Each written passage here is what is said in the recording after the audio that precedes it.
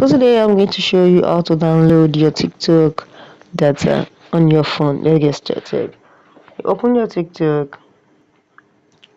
Now once you open your TikTok, here you need to do is click on this your profile dot. You click on it. Once you click on it, click on this your three line.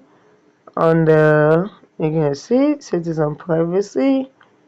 Then click on your account, and this is it. Download your data.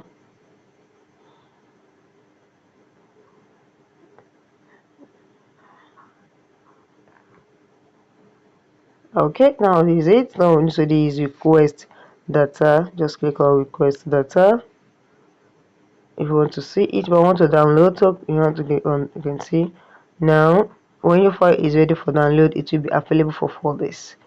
So now this is it. Now once you did not cancel it, after 4 days it is going to pop here that our files are ready for download. Just click on download. It's very simple. Just make sure you do not click on this you cancel. So guys, if you found this video helpful, click the like